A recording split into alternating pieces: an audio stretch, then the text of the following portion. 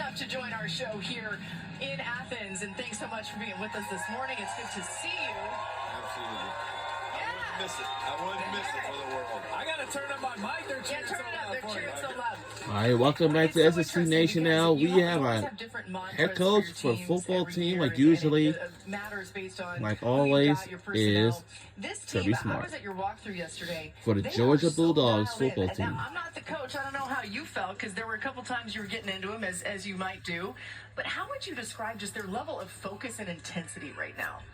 They've done a great job. It's hard to sustain the same intensity throughout the year because the grueling schedule of game after game after game after game, but they peak towards the end of the week. They grow, they kind of lean into Georgia it. That was a Friday clinch a spot in the SEC championship with win with A&M loss.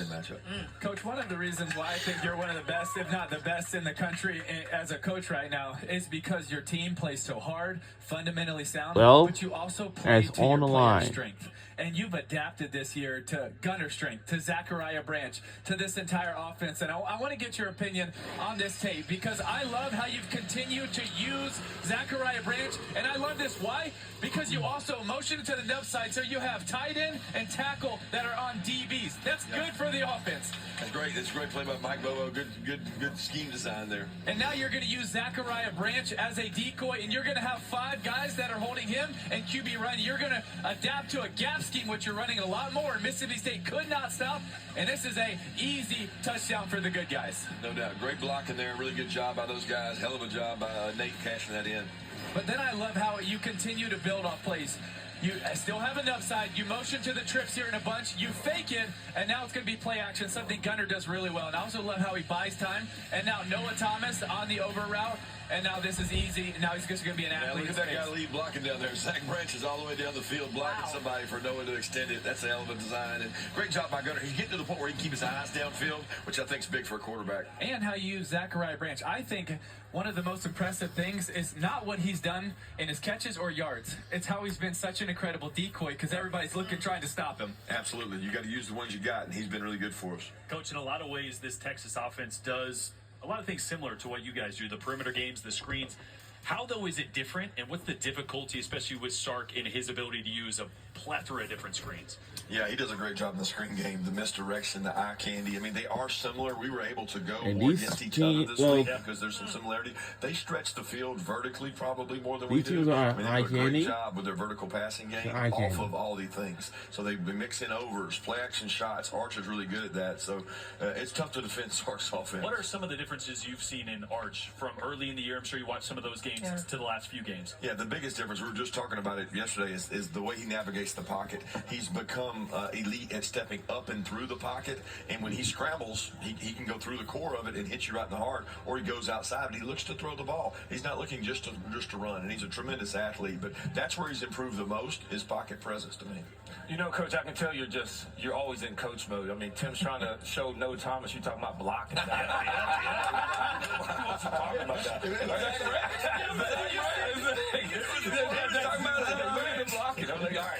All right. Kirby, tell me this, though. And, you know, I've heard you for years now talking about Georgia will not be hunted. We will do the hunting. And so this team specifically has really shown that capability to be able to do that, because you guys have always started out slow or found yourself behind.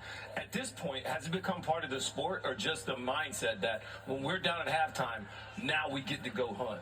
Yeah, I think this team has had different personality. By no means do we win all the time. And you said always, so it wasn't always. I don't want it to be always. But they're a bounce-back team. They respond well. They're a never-say-die team. And we talk about it all the time. Who's going to ring that bell first? And they want to have the mantra of, I'm not tapping out. Yeah. It's going to be down and dirty, and we're going to try to make it that way. Coach, this time of the year, we get caught up on all the extraneous things, but you said something to me yesterday about a message that you had to your team about a moment like this and how special it is. I wish you would share it with us. Which part? When you talk to your team about the speciality of this night. Oh, this night, I mean, you don't get these opportunities. I mean, I played here for 5 years, and you don't get top 10 matchups at your home stadium in a night game with possibly 10 to 12 million people viewing the game. I mean, you don't want to have regrets. So prepare and enjoy the moment. And when you have gratitude, a lot of times you don't have anxiety. That's right. So it's hard to have anxiety when you have gratitude. That's well said. You know, one of the coolest things, I think, outside of just watching your teams have success is your guys that have gone on to the NFL and have performed so well but still love Georgia so much. And this is pretty special. In our Monday Night Football game between the Packers and Eagles, we're going to put a tweet up here. I mean, the entire defense of the Eagles, but also of the Packers. Look at these Bulldogs. This is insane. This is for the 2021 Georgia defense. And Devontae Wyatt wasn't pictured. Somehow he missed the picture there. But just how proud are you of these guys? I tell you what, I'm going to sneak a couple of them out there tonight. I think them some dudes right there. Yes. Every time I see that, I think about the love of football and the FP those guys had. Man, those guys loved ball. They love playing football. They enjoy it, and they're special. A lot of them had texted us this week about that picture. Yeah, it was pretty cool. Just a credit to what you've done and what you've built here. Now, listen, Tim, okay, so the last time we were here, us two Florida people, we made a little bet. Let's just remind people what we did. If Georgia wins, we'll wear Georgia jerseys on TV. Perfect. We will. Will you do that? Yeah, of course I will. I'm going to stand up for my team. He's only doing it because he doesn't have a coach to be loyal to in Florida right now. Oh, God. Is this mine? Just because we want to be men and women of our word.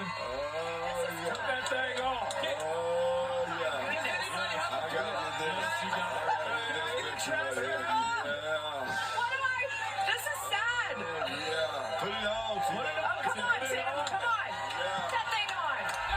All right, Tim. Oh, that looks Oh, wow. This day is going to be electric. Look at the back. I'm like, yo. 3-1 against Georgia. Oh, Tim, come on. He could. I feel like I'm getting dizzy. How about Are you okay? Sit down. What could have been? What could have been? I don't know. This is At least we're paying off our bet. Listen, It looks much better on her than you. well, thank you. Kirby, do you remember that time you brought a jersey for Tim and he wouldn't put it on? Put it on. I do remember. So I said, we gotta do right by Kirby and We do. guys, how long should we wear this? All day. All day. All right, Tim's stuck in this all day. Look at her coach. She's got it. Oh, thanks so much to Kirby Smart joining us here on SEC Nation. We'll see you tonight. We are so excited. We'll be seeing for our this head game coach between tonight Georgia for and this Texas. big game against the Longhorns, a rematch from a season ago. That's the other thing. And of course, We're about 33 minutes away from kickoff. At all right, between what is Texas our A&M and scenario? South Well, here's the Carolina. thing. Marcel Reed getting ready to go. Man, he has been so good for the Aggies. I don't think Can the Aggies continue on their hunt for It's the not SEC gonna. It's title not. It's game not as going well to as what's lose after that. And look at that. because Shane they Beamer's had like, the hey, the just greatest don't defense do on the this, don't do Aggies that. team. No, I'm just kidding. But You see South Smiley's Carolina, laughing. Mike Elko is there as well. I don't know. And let's hear more about what's going on there at College Station. Taylor McGregor with the latest. Hey, Taylor.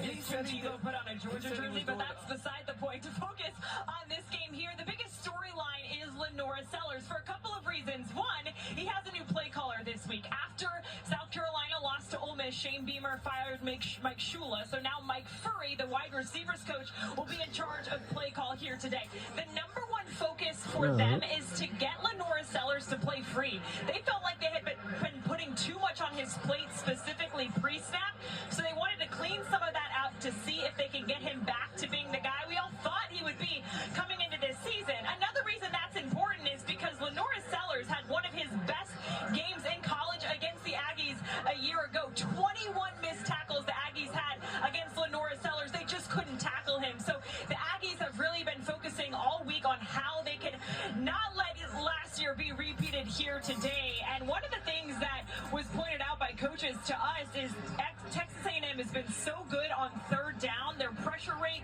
6th most in the FBS, but perhaps that could look a little bit different here today. Maybe they sit back and to better account for Lenora Sellers' legs. A lot of moving parts in this game, but no Tim Tebow is wearing Georgia jerseys here in College Station, Laura.